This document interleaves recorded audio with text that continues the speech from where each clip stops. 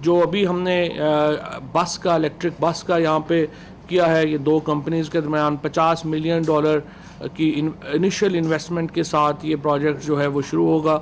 120 बसें इंशाल्लाह इसी साल वो इंपोर्ट करेंगे, लेकिन अगले साल से ये बसें जो हैं उसकी जो असेंबलिंग है वो पाकिस्तान में शुरू होगी, और फिर 3 इयर्स में इंशाल्लाह ये जो मैन्युफैक्चरिंग है ये पाकिस्तान में शुरू होगी। इससे एक बहुत बड़ा हमने ये देखा है, ये इनकलाब आएगा इंशाल्लाह पाकिस्तान की ट्रांसपोर्ट में। इसके साथ साथ लिथियमाइट बैटरीज जो हैं, देखें अभी कराची में क्या हुआ है, कराची में आपकी बिजली बैठ गई जब तूफ़ान आया है। फ्यूचर क्या है? फ्यूचर ये है कि अभी हम अरबों रुपए अपने खर्च तो कर रहे हैं तारों के ऊपर और खंभों के ऊपर, लेकिन फ्यूचर हमारा ये होगा कि हमारे यहाँ जो लिथियम बैटरीज हैं वो इतनी तगड़ी हो जाएंगी कि हर घर अपना एक ग्रिड स्टेशन बना सकेगा। और जिस तरीके से ये बसें अब जो हैं वो अगर बिजली के ऊपर या बैटरी के ऊपर चलना शुरू हो गई हैं, तो इसका मतलब यह है कि नेक्स्ट स्टेप में घर भी जो हैं वो बैटरीज पे शिफ्ट हो जाएंगे, आपको तारों की, खंभों की इतनी ज़रूरत नहीं पड़ेगी। सो ये, और इसके लिए इम्पॉर्टेंट, पाकिस्तान के लिए सबसे बेहतरीन चीज़ that can happen to Pakistan is कि हम 10 साल में अपनी जो रिन्यूएबल एनर्जी बना सकें। और हमें बड़ी खुशी है दोबारा यहाँ पे कि उमर अयूब साहब ने, नदीम बाबर साहब के साथ मिल के, ministry of science and technology ने, हमने मिल कर के, और फिर सूबों ने इसमें जो है वो एक्सेंट दी, और अब हम पाकिस्तान में बहुत तवील अरसे के बाद रिन्यूएबल एनर्जी जो है उसकी भी पॉलिसी लेके आए हैं। सो पाकिस्तान के लिए सबसे बेहतरीन सिनेरियो क्या होगा अगले 10 सालों में? हम अपनी बिजली बना रहे हों सूरज से और विंड से, हवा से, और फिर हम अपनी बैटरीज बना रहे हों जिसमें वो बिजली स्टोर की जा सके। ये पिछले 20 सालों में हमारा सबसे बड़ा फेलियर क्या हुआ? हम अपना कंबस्शन इंजन नहीं बना सके, जिसकी वजह से हम अपनी कार नहीं बना सके, और कंबस्शन इंजन के साथ जो सारा इक्विपमेंट था वो भी हम नहीं बना सके।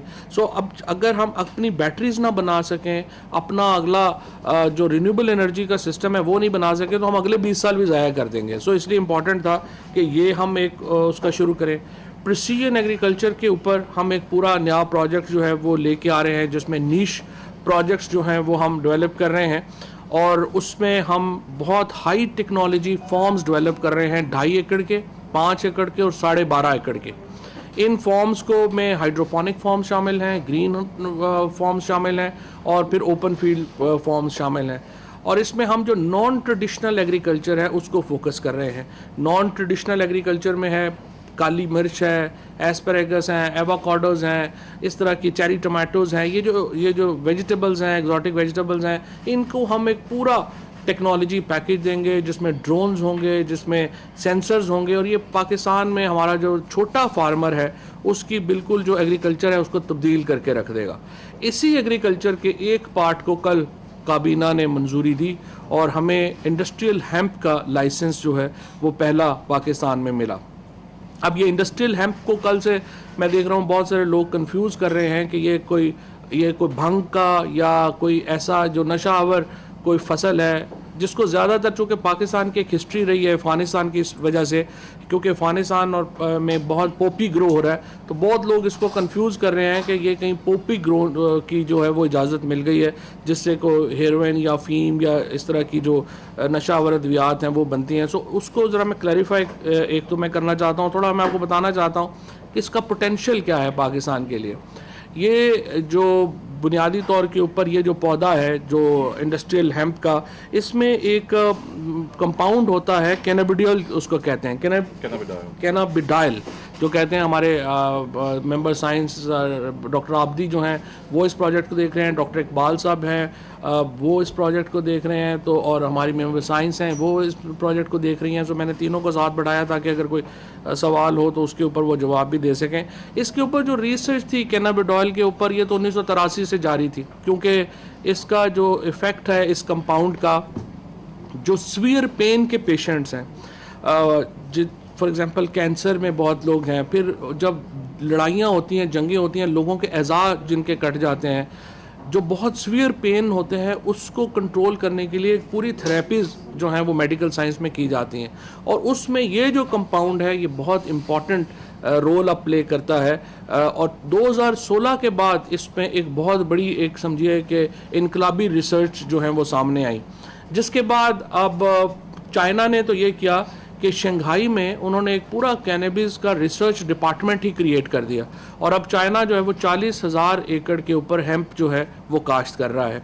इसी तरीके से जो कनाडा है वो 1 लाख एकड़ के ऊपर जो है वो हेम्प काश्त कर रहा है। इसकी जो सीड है उससे हेम्प ऑयल बनता है, इसका जो पत्ता है उसका सब में जो है वो दवाई बनती है, इसका जो स्टेम है वो जो इसकी जो आप समझिए कि जो उससे फाइबर बनता है, और फाइबर जो है ये टेक्सटाइल इंडस्ट्री को रिप्लेस कर रहा है। जो टेक्सटाइल का हमारा वो आपको बता पाएंगे, डॉक्टर आबदी अभी बात करेंगे तो आपको बता पाएंगे कि कैसे हमारे यहाँ कपास चूँकि कम हो रही है तो उसकी जो कपास को रिप्लेस करना है वो हेम्प ने रिप्लेस करना है। दुनिया में भी उसको जो है वो कपास को हेम्प रिप्लेस कर रहा है। इससे कपड़े बन रहे हैं, इससे बैग्स बन रहे हैं, इससे मुख्तलिफ जो टेक्सटाइल की चीज़ें हैं वो बन रही हैं। ये तकरीबन इस वक्त $25 बिलियन की दुनिया में मार्केट है, और पाकिस्तान जो है इस मार्केट में बहुत बड़ा शेयर जो है वो ले सकता है, और इसीलिए कल काबीना ने, और ये इस वक्त सिर्फ गवर्नमेंट कंट्रोल में है। थोड़ा सा मैं वाज़ेह कर दूं, बहुत सारे लोग जो हैं वो समझते हैं कि ये प्राइवेट कंट्रोल में जाएगा। ये प्राइवेट कंट्रोल में नहीं है, फ़िलहाल सिर्फ गवर्नमेंट खुद जो है वो उसको ये अलाउ किया गया है ताकि हम अभी इसके ऊपर जो मज़ीद रिसर्च है वो इसके ऊपर डेवलप कर लें, और इसके जो सेफ़ गार्ड्स हैं मिनिस्ट्री ऑफ नारकोटिक्स जो है उसके साथ मिल कर के हम जो है ये चीज़ें जो हैं वो बना सकें।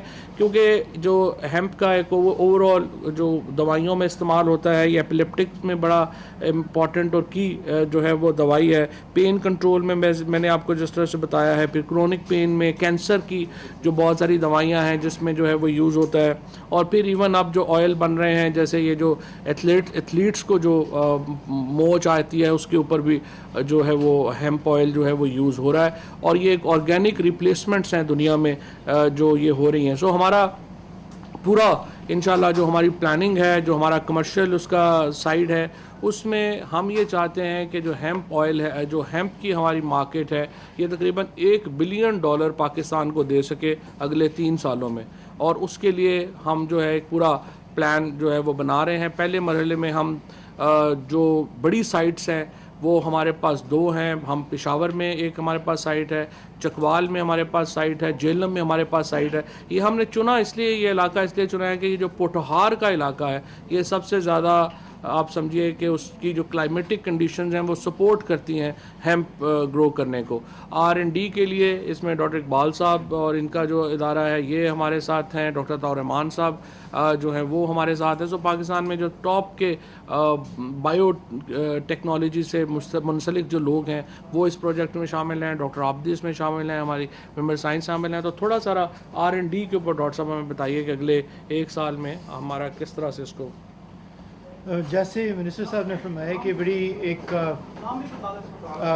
मेरा नाम डॉक्टर इकबाल चौधरी है और मैं डायरेक्टर हूँ international centre for chemical and biological sciences का, जो यूनेस्को का सेंटर है और दुनिया के टॉप के रिसर्च के इदारों में उसका शुमार होता है।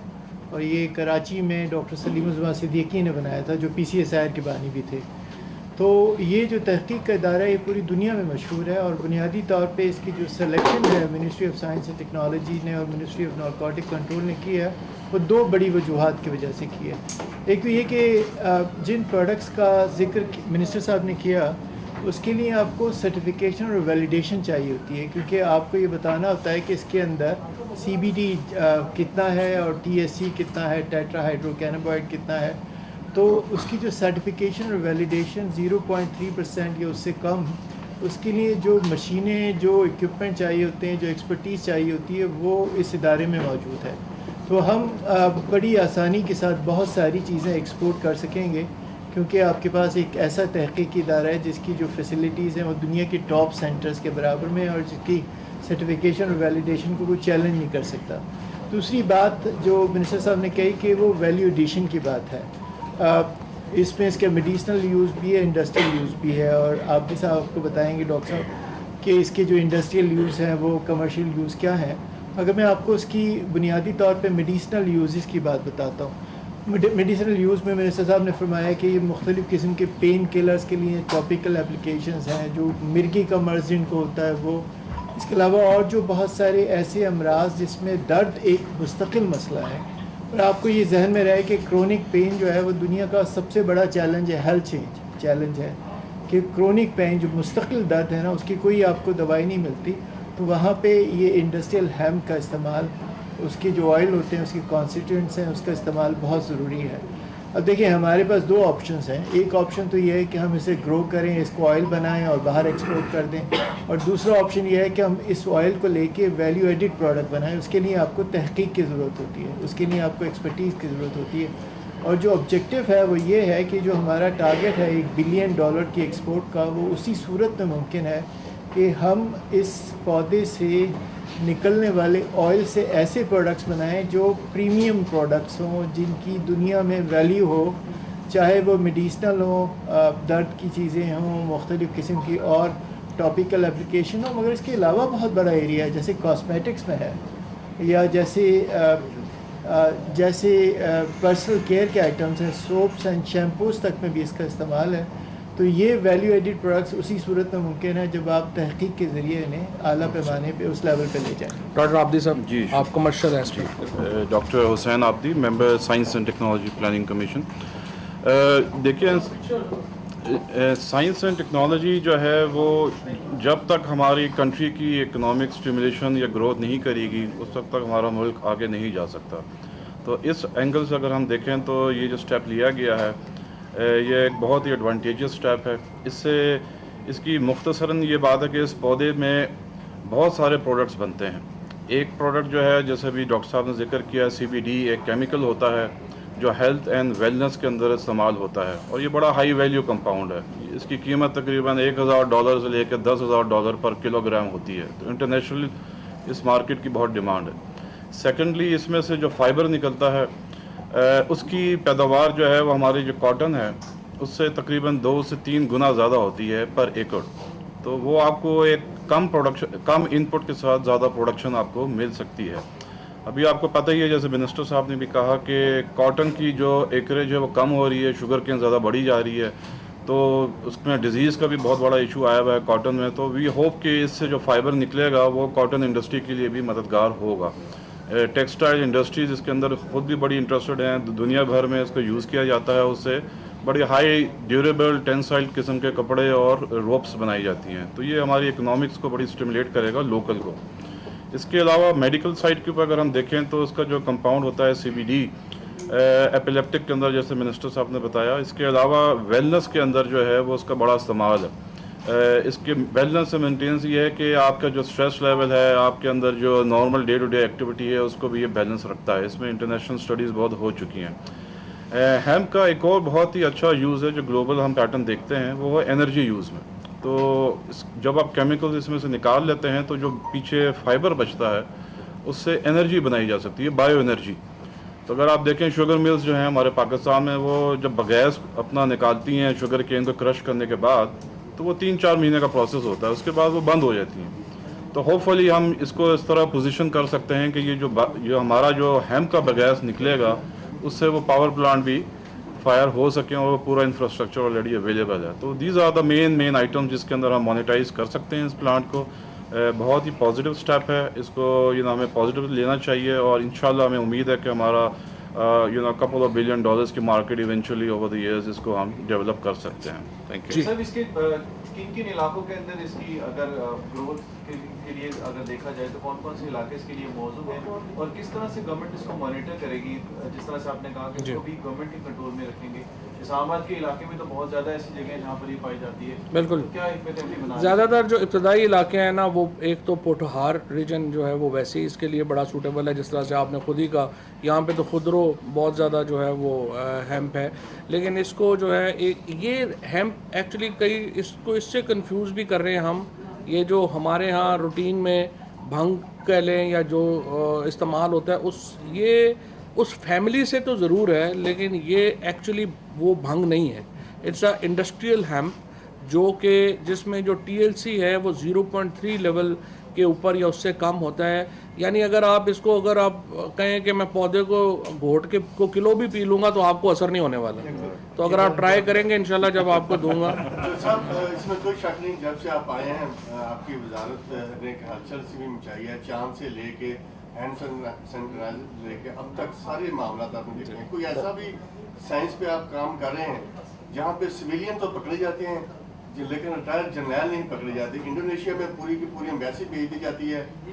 यहाँ पे 99 कंपनीज निकली हैं, कोई ऐसी साइंस पे भी काम कर रहे हैं जो सिविलियन को तो पकड़ लेती है और वहाँ पे पल जलते हैं। उसके लिए फिर जब मुझे इंटीरियर दें 6 महीने ठीक कर लेंगे जी। अच्छा जो सर ये बताइएगा कि जो आपने अभी बताया, डॉक्टर साहब ने बताया कि इससे मेडिकेशन तैयार होगी, उस मेडिकेशन के जो आफ्टर शॉक्स हैं आप उसके हवाले से भी हमें बताएं कि ये दर्द के लिए है और जो सुकून के लिए आप नहीं बता रहे कि ये होंगी, क्या इसे इसकी इंडक्शन दोबारा शुरू नहीं हो जाएगी? ये लोग जो अभी घोट के पी रहे हैं कल को वो खाना शुरू हो जाएंगे? हाँ डॉक्टर जी, इसका देखें जो CBD जो है ये नॉन एडिक्टिव है। इसमें एक तो साइको एक्टिविटी भी नहीं है, नशा नहीं है इसमें, ना ही इसमें एडिक्शन है। एडिक्शन होती है जिसमें वो नशा वाला होता है, वो पौधा ही अलग है, ठीक है जी। तो बाकी जो आपने कॉस्ट की बात की, देखिए इसमें हम मुख्तलिफ सीड्स के ऊपर अभी काम शुरू करेंगे और नॉर्मली ये 5 से 15% के दरमियान होती है पौधे के अंदर। तो और 1 एकड़ के अंदर जो अभी एस्टिमेट है वो एनीवेयर बिटवीन 50 किलो से लेकर 200 किलो के दरमियान ये CBD निकलती है।